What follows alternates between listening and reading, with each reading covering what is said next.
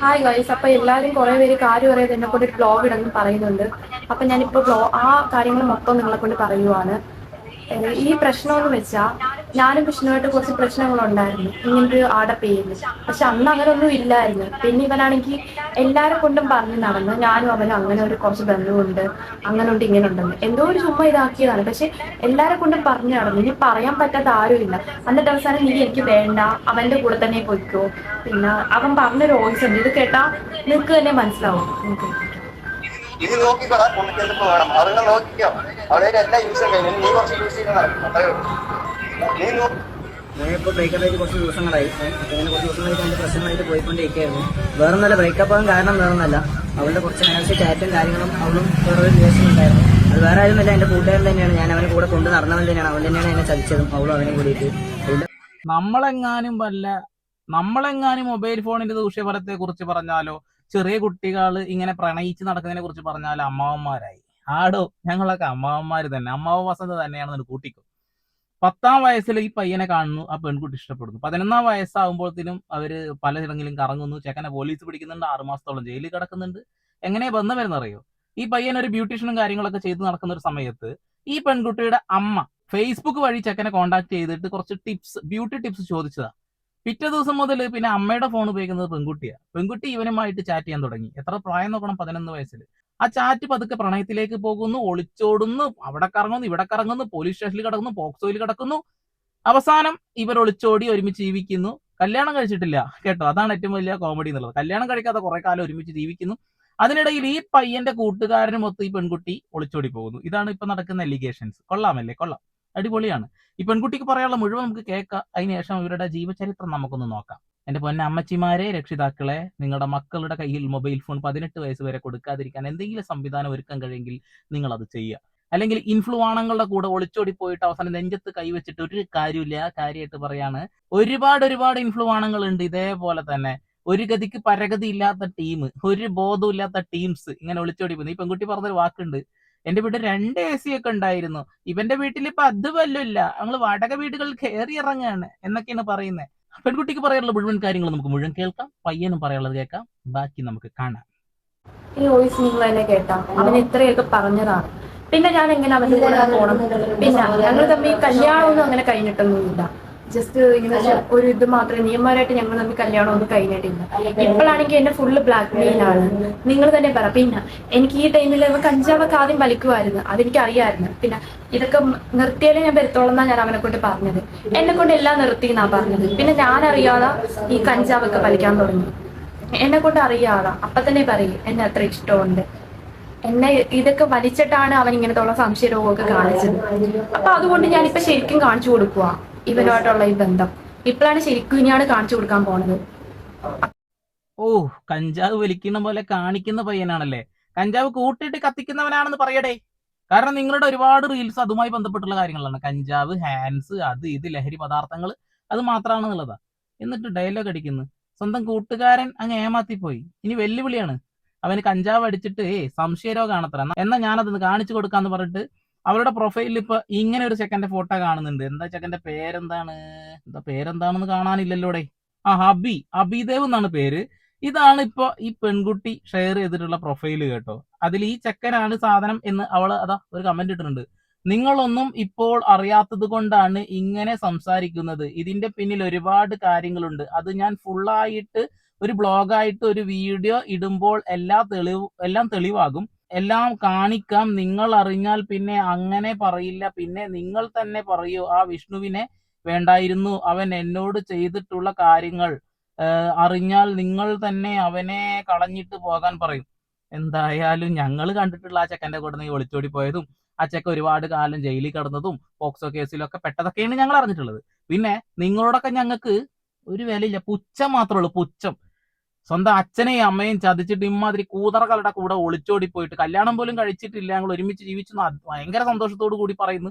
എന്നിട്ട് അവന്റെ കൂട്ടുകാരന്റെ കൂടെ തന്നെ വീണ്ടും ഒളിച്ചോടി പോയിട്ട് എന്ത് ഊളത്തരം കാണിച്ചിട്ടും അതിനൊക്കെ ഞങ്ങൾ സപ്പോർട്ട് ചെയ്തു. ഒരു മനുഷ്യനെ സപ്പോർട്ട് ചെയ്യില്ല. നിങ്ങൾ എങ്ങനെയായാലും ഇവിടെയുള്ള ആളുകൾക്ക് ഒന്നുമില്ല. പക്ഷേ ഈ വീഡിയോ എടുത്ത് ചെയ്യാനുള്ള കാരണം നമ്മുടെ മക്കളുടെ കൈകളിലുള്ള മൊബൈൽ ഫോൺ എത്ര വലിയ അപകടമാണെന്ന് കാണിക്കാൻ വേണ്ടി മാത്രമാണെന്നുള്ളതാണ്.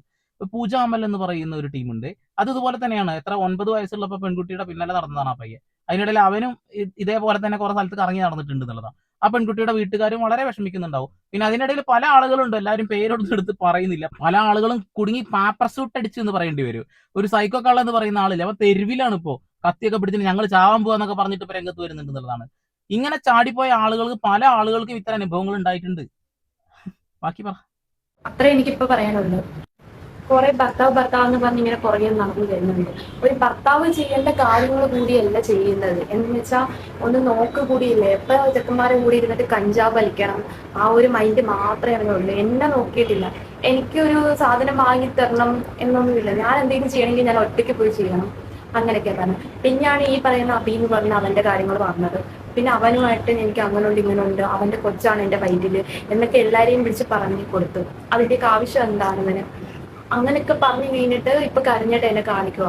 എനിക്ക് കുറെ വീഡിയോ ചോദിച്ചുണ്ട്, കരഞ്ഞ് ഞാനിപ്പോ ചാവാൻ പോകും എന്നൊക്കെ പറഞ്ഞു. പക്ഷെ അങ്ങനെ ഒന്നുമല്ല. പിന്നെ എന്നെ അവനിങ്ങളെ ഒരുമാതിരി മോശമായിട്ട് പറഞ്ഞ് അത്രയ്ക്ക് വൃത്തികേടായിട്ട് പറഞ്ഞു, നീ എടുത്തോ, എന്റെ യൂസ് ഒക്കെ കഴിഞ്ഞ് നീ എടുത്തോ, ഇനി എനിക്ക് വേണ്ട, അങ്ങനെ അത്രയ്ക്കും ബാഡായിട്ടാണ് പറഞ്ഞത്. ഇനി നീ ഇങ്ങനെ കുറച്ച് നാൾ കൊണ്ട് ഉപയോഗിക്കുക, അങ്ങനെയാണോ ഒരു ഭർത്താവെന്നൊക്കെ പറഞ്ഞാൽ ഇങ്ങനെയൊക്കെയാണോ പറയേണ്ടത്?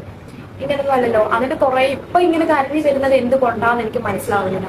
അവന്റെ എല്ലാ കാര്യങ്ങളും, അവന്റെ വീട്ടിലെ കാര്യങ്ങളും അവന്റെ കാര്യങ്ങളും ജോലിയില്ല എല്ലാം അറിഞ്ഞിട്ടാണ് ഞാൻ അവനെ നോക്കിയത്. പക്ഷെ എന്നിട്ട് എനിക്ക് ഇങ്ങനെയൊക്കെയാണ് കിട്ടിയത്. പിന്നെ ഇനിയിപ്പോ പിന്നെ ഞാൻ ചെല്ലണമെന്ന് പറയുന്നുണ്ട്. അതെന്തിനാന്ന് എനിക്ക് മനസ്സിലാവുന്നില്ല. ഇത്രയും കാര്യങ്ങൾ അറിഞ്ഞിട്ടും പിന്നെയും ചെല്ലണം.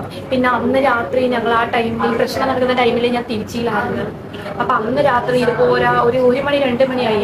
അതുപോലെ എന്നെ അടിക്കാനൊക്കെ വന്ന് എന്നെ ഇവിടേക്ക് അടിച്ചിട്ടുണ്ട്, കണ്ണിന്റെ ഇവിടേക്ക് ഇട്ട് അടിച്ചിട്ടുണ്ട്. എന്നെ അടിക്കാനൊക്കെ വന്നിട്ട് എന്നെ രാത്രി അവിടുന്ന് ആ പ്രശ്നത്തിൽ നിന്ന് കയറ്റി വിടുന്നത് തിരിച്ച് തമിഴ്നാട് പോലീസാണ് പാലക്കാട് കയറ്റി വിട്ടിട്ട് പാലക്കാട് നിന്ന് ഞാൻ ഇങ്ങോട്ട് എറണാകുളം വന്നത്. അപ്പൊ അത്രയും പ്രശ്നം അവിടുന്ന് ഞാൻ അത്രയ്ക്കും പേടിച്ചിട്ടാ വന്നത്. എന്റെ പുറകെ ചിലപ്പോൾ ഉണ്ടാവുമെന്ന് പറഞ്ഞിട്ട് എന്നെ കാണാൻ വേണ്ടി 2 ദിവസം എറണാകുളത്ത് വന്ന് നിന്നിട്ട് എറണാകുളത്ത് നിന്ന് കുറെ ആൾക്കാരെ ഫോൺ മേടിച്ച് വിളിക്കാനൊക്കെ നോക്കിയതാണ്. ഇവിടെ വന്നിട്ട് പ്രശ്നം ഉണ്ടാക്കുമെന്നൊക്കെ പറഞ്ഞു. ഇപ്പൊ ഫുള്ള് എനിക്ക് മൊത്തത്തിൽ എന്നെ ഇതാക്കുമെന്ന് പറഞ്ഞിട്ടാണ് നടക്കുന്നത്. അവനെ എന്നെ കുറെ ഞാൻ കുറെ പേരോട് പറഞ്ഞിട്ടുണ്ട് ഇങ്ങനെയൊക്കെ. അപ്പൊ എനിക്ക് വേണ്ടി അവൻ അടുത്ത റിയാക്ഷൻ വീഡിയോ ഇടും. പക്ഷെ ഇട്ടോട്ടാ, ഞാനിപ്പോ രണ്ടും എത്തിച്ചിട്ട് ഇനി എന്തായാലും എന്റെ വാശിക്ക് ഇവനെ തന്നെ നോക്കത്തോളൂ പറഞ്ഞു. ഇനി എന്നിട്ടാലും എനിക്കതൊരു പ്രശ്നമേ ആയിരിക്കും സത്യം പറഞ്ഞാൽ. ഇതൊക്കെ കേട്ടിട്ട് നിങ്ങൾക്ക് എന്ത് തോന്നുന്നു നിങ്ങൾ പറയും, ഞാൻ ചെയ്യുന്നത് ശരിയാണോ തെറ്റാണോ? ഇങ്ങനെ ഇത്രയും കഞ്ചാവൊക്കെ അടിച്ച് ഇങ്ങനെ ഇത്രയും ഉപദ്രവിക്കുന്ന ആളുടെ കൂടെ നിൽക്കണോ നിൽക്കേണ്ടത്? ഇത് സ്നേഹമാണോ എന്ന് മനസ്സിലാവുന്നു. കഞ്ചാവ് അടിച്ചിട്ട് ആ തോന്നുന്നൊരു റിയാക്ഷനാണ് അവനിപ്പോ കാണിച്ചുകൊണ്ടിരിക്കുന്ന മൊത്തത്തിൽ. ഇനി നിങ്ങൾ തന്നെ പറയും, നിങ്ങളാണ് എല്ലാം തീരുമാനിക്കേണ്ടത്. ഞങ്ങളാണോ തീരുമാനിക്കേണ്ടത്? നിന്റെ തന്തേനും തള്ളേനും ഒഴിവാക്കിയിട്ടല്ലേ എവന്റെ കൂടെ പോയിട്ടുള്ളത്? ഞങ്ങളാണോ പറയണ്ടേ? നീയാണ് നിന്റെ ലൈഫിൽ തീരുമാനം എടുക്കേണ്ടത്, ഞങ്ങളല്ല. സോഷ്യൽ മീഡിയയിലുള്ള ആളുകളല്ല, കമന്റ് ഇടുന്ന ആളുകളാണ് നിന്റെ ജീവിതം തീരുമാനിക്കേണ്ടത്. നീ ഊളത്തരം കാണിച്ചിട്ട് ഈ പയ്യന്റെ കൂടെ പോവണ്ട നിന്റെ വീട്ടുകാർ അത്ര കാലി പിടിച്ച് പറഞ്ഞതല്ലേ. അവൻ കഞ്ചാവോളിയാണ് നിന്റെ ഫാമിലി തന്നെയല്ലേ പറഞ്ഞത്. എന്നിട്ട് നീ തന്നെ ഇത് കഴിഞ്ഞിട്ട് ഒരു ഇന്റർവ്യൂവിന്റെ വീഡിയോ ഞാൻ കാണിച്ചു തരാം കേട്ടോ. അതിൽ ഇവള് തന്നെ പറയുന്നുണ്ട് ഇവൻ കഞ്ചാവാണെന്ന് തോന്നിയതും പാവാണ്, അതാണ് ഇപ്പൊ പറഞ്ഞ കഞ്ചാവ് അടിച്ച് നടക്കുക എന്നുള്ളത്. വേലയും കൂലില്ലാത്ത ആളുടെ കൂടെ പോയത് തന്നെ സ്നേഹം വല്ലാണ്ടായിട്ടാന്ന് പറയുന്നത്. നല്ല രീതിയിൽ പഠിച്ച് ജോലി വാങ്ങിയ വീട്ടുകാർ പറയുന്ന ഒരാളെ കല്യാണം കഴിച്ച് ജീവിക്കുകയാണെങ്കിൽ, അല്ലെങ്കിൽ വേണ്ട നീ തന്നെ സ്നേഹിക്കുന്ന ഒരാളെ കല്യാണം കഴിച്ച് ജീവിക്കുകയാണെങ്കിൽ ജോലിയൊക്കെ ആയിട്ട് ഇപ്പൊ കിടന്ന് മോങ്ങേണ്ട കാര്യമുണ്ടോ?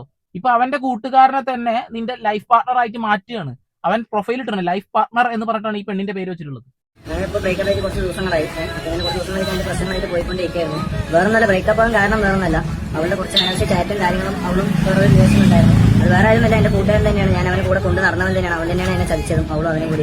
ഇതിന്റെ കാര്യങ്ങളൊക്കെ എനിക്ക് അറിയുന്നത് കുറച്ച് വൈകിട്ടാണ് കേസ്. എന്റെ പിള്ളേർ കൊണ്ടാണ് എനിക്ക് അറിയുന്നത്. ഞാൻ ഇവിടെ ഒരു ചാറ്റ് പൊക്കി ജസ്റ്റ് നമ്മൾ ചോദിച്ചുകൊണ്ടിരിക്കുമ്പോൾ ഇവിടെ അങ്ങനെ വഴക്കിട്ടും കൊണ്ട് തമിഴ്നാട്ടിൽ നിന്ന് 2 മണിക്ക് അങ്ങനെ ട്രെയിൻ കയറി ഒറ്റയ്ക്ക് അങ്ങനെ വന്നതാണ്. അപ്പൊ അതിന്റെ ബാക്കിൽ തന്നെ ഞാനും ഉണ്ടായിരുന്നു. ട്രെയിനിന്റെ ബാക്കിൽ ഇവിടെ എന്തെങ്കിലും ആവും സംഭവിക്കും എന്തോ നോക്കിയാൽ വേണ്ടി ഞാൻ ഉണ്ടായിരുന്നു. അപ്പൊ വീഡിയോന്റെ ഫുൾ ചാറ്റും കാര്യങ്ങളും അവരുടെ എല്ലാ കാര്യവും എനിക്ക് കിട്ടിയിട്ടുണ്ട്. അവരുടെ ഫോൺ ജസ്റ്റ് ഒന്ന് എടുത്തുകൊണ്ട് ഞാൻ ഈ മൊത്തം പ്രശ്നവും കാര്യം അവരുടെ ഫോൺ ജസ്റ്റ് ഒന്ന് ലോക്ക് തന്നുകൊണ്ട് ഞാൻ റീചാറ്റ് എടുത്തിട്ടുണ്ടായിരുന്നു. അപ്പൊ അതിന്റെ കാര്യങ്ങളൊക്കെ ഇവർക്ക് മനസ്സിലായി, എല്ലാം അറിഞ്ഞു. ഇവിടെ അനാവശ്യ വീഡിയോകളും കുറച്ച് കാര്യങ്ങളൊക്കെ അവർക്ക് അയച്ചു കൊടുത്തിട്ടുണ്ട്. എല്ലാ കാര്യങ്ങളും തെളിവായിട്ട് ഇതിന്റെ ബാക്കിൽ തന്നെ ഓരോ വീഡിയോ ആയിട്ട് വരുന്നതായിരിക്കും. ഈ വീഡിയോ പറ്റുന്നവരെ എല്ലാവരും ഷെയർ ചെയ്യണം. വേറൊന്നുമല്ല, എന്റെ കയ്യിൽ അത്ര ഫോളോവേഴ്സും കാര്യങ്ങളൊന്നുമില്ല. ആ അക്കൗണ്ടിലാണ് എല്ലാ അക്കൗണ്ട് 2 അക്കൗണ്ടിൽ പാസ്വേഡ് എല്ലാ കാര്യങ്ങളും അവരുടെ പരമാവധി ഷെയർ ചെയ്യാടാ, പരമാവധി ഷെയർ ചെയ്യാം. ആ പെൺകുട്ടിയുടെ വീട്ടുകാർ ഇത് കാണുമ്പോൾ നെഞ്ചത്തടിച്ച് കരയില്ലടാ.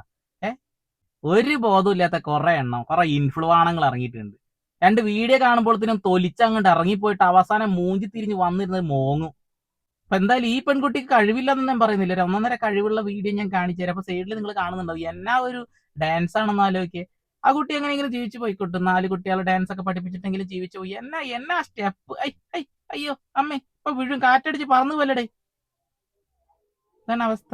ഇനി ഇവര് തന്നെ കുറച്ച് കാലങ്ങൾക്ക് മുമ്പ് ഇവരുടെ ലൈഫ് സ്റ്റോറിയുടെ കുറച്ച് കാര്യങ്ങൾ പറയുന്നുണ്ട്. ഒരു പ്രധാനപ്പെട്ട ഒരു കാര്യം രക്ഷിതാക്കൾക്ക് വേണ്ടിയിട്ടാണ്, ഒന്ന് കേൾപ്പിച്ചു തരാം. ചെറുതായി ഇല്ല നിങ്ങൾ പ്രണയം അത് ഏത് സമയത്തും നമുക്ക് ഉണ്ടാവാം. ഞാനത് ഗ്ലോറിഫൈയും ചെയ്യുന്നില്ല. പ്രണയമല്ലേ നമുക്ക് ആ സമയത്തൊക്കെ ക്രഷാണ്. അപ്പം 25 വയസ്സെന്ന് പറയുമ്പോൾ ഞാൻ വിശ്വസിച്ചില്ല കേട്ടോ. ഞാനത് ഒരു 10-22 വയസ്സ്. അഞ്ജുനും അത്രയാണ്. അഞ്ജുവിന് ഇപ്പൊ 19 വയസ്സേ ഉള്ളൂ. 19 ആ വയസ്സ് പ്രണയകഥ എന്ന് പറഞ്ഞേ അങ്ങനെയുണ്ട്. ആദ്യം ഇവിടെ മെസ്സേജ് ഫേസ്ബുക്കിൽ ഇവളുടെ അമ്മേന്റെ ഐഡിയ ആയിരുന്നു. ആ. ആദ്യം ഇവളുടെ അമ്മയായിരുന്നു അടിച്ചെന്ന്. ഒരു ബ്യൂട്ടീഷ്യൻ ആണോ, ഞാൻ ബ്യൂട്ടീഷ്യന്റെ കുറച്ച് പരിപാടി ഉണ്ടായിരുന്നു. ആദ്യം മറ്റേ ഹെയർ കേളിങ്ങും ഓ Red ആ lock മുടി അടിക്കലും മുടിയുടെ- കുറച്ചുണ്ടായിരുന്നു അല്ലേ? മുടി അതിപ്പോ മൊട്ടരിച്ച് വീഡിയോ കാണിക്കാനാണ്. ആ കുറച്ച് ഇന്നാള് കുറെ നല്ല മുടി ഉണ്ടായിരുന്നു. ഞാൻ അത് മൊട്ടയടിച്ചിട്ട് കളറടിച്ച് ഡാമേജ് ആവാൻ തുടങ്ങി. ഇപ്പൊ അടിച്ചില്ലെങ്കിൽ പിന്നെ ഫുൾ ആയിട്ട് പോകും. അപ്പൊ അങ്ങനെ മൊട്ടയടിച്ചിട്ട് ജസ്റ്റ് ഒന്ന് ഇതാക്കി. അമ്മ എന്തിനാണ് മേക്കപ്പ് ആണോ? അല്ല, മറ്റേ ബ്യൂട്ടീഷ്യന്റെ കാര്യങ്ങൾ ഉണ്ടോന്ന് മെസ്സേജ്. ആ. പിന്നെ ഇവിടെ മെസ്സേജ് അയക്കാൻ തുടങ്ങി. അങ്ങനെ കമ്പനിയായി. ആ. അങ്ങനെ കുറെ ആയപ്പോ 11ാമത്തെ വയസ്സില് 12ാമത്തെ വയസ്സിൽ എന്ത് മെസ്സേജ് അയച്ചേ? ഞാൻ ചുമ്മാ ഫ്രണ്ടായിട്ട് പരിചയപ്പെട്ട് ഹായ് ഹലോ എന്നൊക്കെ ചോദിച്ചു. അപ്പൊ ഇവിടുന്ന് മെസ്സേജ് വന്ന് അങ്ങനെ പിന്നെ പരിചയപ്പെട്ട് പിന്നെ ചാറ്റിംഗ് ആയി, പിന്നെ കോളായി. അമ്മയുടെ ഫോൺ രാത്രി എടുത്ത് കോളൊക്കെ ചെയ്യും. അത് എത്രാം ക്ലാസ്സിൽ? 7-ൽ 8-ലോ? ആ അത്രയും. അത്രയും പ്രായത്തിൽ നിങ്ങളെ നേരിട്ട് കണ്ടായിരുന്നോ? നേരിട്ട് കാണാൻ ഒരിക്കലും നേരിട്ട് കാണാൻ പോയിട്ട് ഇവിടെ ഒറ്റയടി പോസ്റ്റ് തന്നെ എനിക്ക്. 1.5 ദിവസം ഞാൻ എറണാകുളത്ത് കട്ട പോസ്റ്റ് ആയി നിൽക്കായിരുന്നു വെയിറ്റിലേല്. അപ്പൊ മെട്രോ ഒന്നും ഇല്ല ആ സമയത്ത്. അപ്പൊ അങ്ങനെ ഞാൻ ഇവിടെ കാണാൻ വിളിച്ച്. അപ്പൊ ഞാനും ആ ശരി മറ്റു ഇവിടുന്ന് ട്രെയിനും കയറി നേരെ ഞാൻ എറണാകുളം എത്തി. ഇവിടുന്ന് വിളിക്കുമ്പോ ഇവള് പറയുന്നത്, എടാ അനിയൻ അറിഞ്ഞു, അനിയൻ സീനാണ്, അമ്മന്റെ ഈ പറഞ്ഞു. സംഭവം ഇവൾക്ക് വരാൻ താല്പര്യമില്ല. അതാണ് അന്ന് തന്നെ ഒഴിവായി പോയിരുന്നെങ്കിൽ സമാധാനമായിരുന്നല്ലേ. ഈ കേസിൽ ഈ പെൺകുട്ടിയെ കുറ്റം പറയാനും പറ്റില്ല, കാരണം എന്താ വെച്ചാൽ ബോധമില്ലാത്ത പ്രായമല്ലേ. പക്ഷെ ഇവന് ബോധം ഉണ്ടായിരുന്നു കേട്ടോ. ഈ ബോധമുള്ള പ്രായത്തിൽ അവൻ തിരുത്തണ്ടേ, അവന് കിട്ടിയ ചാൻസ് അങ്ങ് മുതലാക്കി എന്നുള്ളതാണ്. എന്തായാലും അമ്മയുടെ മൊബൈൽ ഫോൺ അടിച്ചു മാറ്റി കോൾ ചെയ്തിട്ടാണ് വളച്ചെടുത്തത്, അല്ല വളച്ചതല്ല വളയപ്പെട്ടത് എന്നുള്ളതാണ്. അപ്പൊ നിങ്ങളുടെ മക്കൾക്ക് കയ്യിൽ മൊബൈൽ ഫോൺ കളിക്കാൻ കൊടുക്കുന്ന സമയത്തൊന്ന് സൂക്ഷിക്കണം നല്ലത്. ഒരു 18 വയസ്സ് വരെ മൊബൈൽ ഫോൺ കൊടുക്കാത്ത രീതിയിൽ ആക്കണം, അതിനെന്തെങ്കിലും ചെയ്യണം കേട്ടോ. പിന്നെ നിങ്ങൾ വോട്ട് ചെയ്യുന്ന ആളുകൾ, അവരോടൊരു കാര്യം പറയുക, സ്കൂളിലെ വിദ്യാഭ്യാസ രീതികളിൽ നിന്ന് മൊബൈൽ ഫോൺ ഒന്ന് മാറ്റി തരാൻ കഴിയുമോ എന്നുള്ളത്. അങ്ങനെയുള്ള ആളുകൾക്ക് വോട്ട് ചെയ്യുക എന്ന് മാത്രം പറയുക. അല്ലെങ്കിൽ ഞങ്ങൾ ഇഷ്ടമുള്ള ആളുകൾ വോട്ട് ചെയ്യുന്ന പറഞ്ഞ് പേടിപ്പിച്ച് നിർത്തിയാൽ മാത്രം മതി. ഇതിനൊരു തീരുമാനമാവും. വിദ്യാഭ്യാസ മന്ത്രി ഇതിൽ ഇടപെടൽ പോലും നടത്തുന്നില്ല. ഇനി ഇതാണ് നിങ്ങൾ കേൾക്കേണ്ടത്. ഫേസ്ബുക്ക് ഉണ്ടായിരുന്നു, അതിലേക്ക് മെസ്സേജ് അമ്മയുടെ അക്കൗണ്ടിൽ അമ്മയുടെ അക്കൗണ്ടിൽ നിന്ന് അതിലേക്ക് മെസ്സേജ് ഫോട്ടോയൊക്കെ കണ്ടപ്പോൾ ഭയങ്കരമായിട്ട് ഇഷ്ടപ്പെട്ട് ഒരു ക്രഷ് തോന്നി. അങ്ങനെ മെസ്സേജ്. ഓ 11ാമത്തെ വയസ്സിൽ ക്രഷ് അടിച്ചു വിഷ്ണുവിനോട്. ശരിക്കും അന്ന് ക്രഷ് അടിക്കാൻ അപ്പൊ വിഷ്ണുവിന്റെ എനിക്ക് അറിയില്ല കേട്ടോ. ഞാൻ ആ സമയത്ത് വിഷ്ണുവിനെ കണ്ടിട്ടില്ല, ഇപ്പൊ ഉള്ള വിഷ്ണുവിനെ മാത്രമേ കണ്ടിട്ടുള്ളൂ. ആ സമയത്ത് എങ്ങനത്തെ ലുക്ക്? ആ സമയത്ത് മുടിയൊക്കെ ഉണ്ടായിരുന്നു, മുഖത്തൊക്കെ സ്റ്റെഡൊക്കെ അടിച്ചിട്ടുണ്ടായിരുന്നു. ആണോ? ഞാൻ മൂക്കൂത്തിയിട്ടുണ്ടായിരുന്നു, എല്ലാവരും സ്റ്റെഡൊക്കെ അടിച്ചിട്ടുണ്ടായിരുന്നു. അങ്ങനെ എല്ലാം പോയി. ഇപ്പൊ എല്ലാം ഊരി. അതും ഇവിടെ തന്നെ കാരണം എല്ലാം ഊരിക്കോ വണ്ണ് പെണ്ണുങ്ങളൊക്കെ നോക്കുന്നുണ്ട്. അതെന്താ കാരണം? ആ പ്രായത്തില് ഇഷ്ടപ്പെട്ടത് അതൊക്കെ കണ്ടിട്ടല്ലേ? അതൊക്കെ കണ്ടിട്ടാണ്. പിന്നെ ആൾക്കാര് കഞ്ചാവ് അങ്ങനെയൊക്കെ പറയുന്നതുകൊണ്ട് ഞാൻ വേണ്ടാന്ന് പറഞ്ഞു. അല്ലെങ്കിലും എന്റെ വീട്ടുകാരൊക്കെ പറയും. വീഡിയോ ഇട്ടപ്പോ തന്നെ ഇങ്ങനെ പറയാൻ തുടങ്ങി. അപ്പൊ ഇതുകൂടെ കണ്ട പിന്നെ പറയണ്ട, അങ്ങനെ തന്നെ പറയത്തുള്ളൂ. അതൊക്കെ കൊണ്ട് നിർത്തിയിട്ട് പിന്നെ മര്യാദക്കാക്കി. അന്ന് കഞ്ചാവൊന്നല്ലായിരുന്നു, പാവം, വെറുതെ ആൾക്കാർ പലതും പറഞ്ഞിട്ടുണ്ടാക്കുന്നത്. പക്ഷെ ഇന്ന് കഞ്ചാവാണ് കേട്ടോ, കഞ്ചാവൊളിയാണെന്നാണ് പറയുന്നത്. ഈ വീഡിയോക്ക് ഒരൊറ്റ ലക്ഷ്യം മാത്രമേ ഉള്ളൂ, ഒന്ന്, അതായത് നമ്മുടെ മക്കളെ നമ്മൾ കാത്തു സൂക്ഷിക്കുക എന്നുള്ളത് മാത്രം. ഇവരെന്തായാലും ഏതായാലും നമുക്കൊരു കുഴപ്പം പോലും ഇല്ല. സ്വന്തം മാതാപിതാക്കളെ ഉപേക്ഷിച്ച് പോയതല്ലേ. ദൈവം എന്നൊരു സാധനം ഉണ്ട്, കിട്ടാനുള്ളത് കിട്ടാതിരിക്കില്ല. കുറെ ഇൻഫ്ലുവാണങ്ങൾ ഇതേപോലെ തന്നെ കുറെ കുട്ടികളെ വളച്ചെടുത്ത് പോയിട്ട് അവസാനം മൂഞ്ചി തിരിഞ്ഞ് നടക്കുന്ന ആളുകളെ നമ്മൾ കണ്ടുകൊണ്ടിരിക്കുന്നുണ്ട്. സോഷ്യൽ മീഡിയ വഴിയുള്ള ഒരു സമ്പത്ത് മാത്രമാണ് ഇവരൊക്കെ വിചാരിക്കുന്നത് കിട്ടും എന്നുള്ളത്. ഒളിച്ചോടി കഴിഞ്ഞാൽ പിറ്റേന്ന് ഇന്റർവ്യൂ, കുറെ ആളുകളുണ്ട് ഇന്റർവ്യൂ എടുക്കാനായിട്ട് എന്നുള്ളതാണ്. നിങ്ങൾ ദയവ് ചെയ്ത് മക്കൾക്ക് മൊബൈൽ ഫോൺ കൊടുക്കുമ്പോൾ ഒന്ന് മോണിറ്ററെങ്കിലും ചെയ്യുക എന്നുള്ളതാണ്. ഇൻസ്റ്റാഗ്രാം പഠിക്കുന്ന സമയത്ത് ആവശ്യമില്ലേ നമുക്ക് സോഷ്യൽ മീഡിയയുടെ ആവശ്യമില്ലേ പഠിക്കുന്ന സമയത്തേ. ഇപ്പോൾ ഉബുണ്ടു ഒക്കെയാണ് നമ്മൾ പഠിക്കാൻ വേണ്ടി ഉപയോഗിക്കുന്ന ആപ്പുകൾ. ഇതൊക്കെ മാറ്റി നേരെ വിൻഡോസ് 7 മാറ്റി അതിലൂടെ സോഷ്യൽ മീഡിയ ഉപയോഗം അതും ഇതൊക്കെ തുടങ്ങും. ഒന്ന് നോക്കുക. വേറൊന്നും എനിക്ക് പറയല്ലേ, നമ്മൾ എത്ര ഷാഠ്യം പിടിച്ചിട്ടും കാര്യമില്ല. കുട്ടികൾ ചിലപ്പോൾ തിരിച്ച് നമ്മൾ എന്ത് ചെയ്യുന്നു പറയാൻ കഴിയില്ല. ആ രീതിയിലേക്ക് കാര്യങ്ങളൊക്കെ മാറിയിട്ടുണ്ട്. വിദ്യാഭ്യാസ മന്ത്രിയുടെ മുന്നിലേക്ക് ഈ ഒരു കാര്യം എത്തിക്കുക. 18 വയസ്സ് വരെയെങ്കിലും മൊബൈൽ ഫോൺ ഉപയോഗിക്കാൻ കഴിയാത്ത രീതിയിലാക്കുക. കർണാടകയിലൊക്കെ ബില്ല് വരെ പാസ്സാക്കി, അറിയോ? 17 വയസ്സ് വരെയുള്ള കുട്ടികൾക്ക് മൊബൈൽ ഫോൺ ഉപയോഗിക്കാൻ കഴിയില്ല. സ്കൂളുകളിൽ ഒരിക്കലും മൊബൈൽ ഫോൺ കൊണ്ടുവരാൻ പാടില്ല. ആ ഒരു പാഠ്യപദ്ധതി മൊബൈൽ ഫോണിൽ നിന്ന് നീക്കം ചെയ്യണം എന്നാണ് അവരവിടെ എടുത്ത ബില്ല്. ഇവിടെയും ആ ബില്ല് പാസ്സാക്കണം. 17 വയസ്സ് വരെയെങ്കിലും മൊബൈൽ ഫോൺ ഉപയോഗിക്കാൻ കഴിയാത്ത രീതിയിൽ ആക്കുകയാണെങ്കിൽ നമ്മുടെ മക്കളെ കുറച്ചൊക്കെ നമുക്ക് സംരക്ഷിച്ചു പോകാൻ കഴിയും. അത്രേ പറയുന്നുള്ളൂ. വീണ്ടും വരെ പുതിയ വാർത്താവിശേഷങ്ങളുമായി ഇവിടെ പോൾ സൈനിങ് ഓഫ്.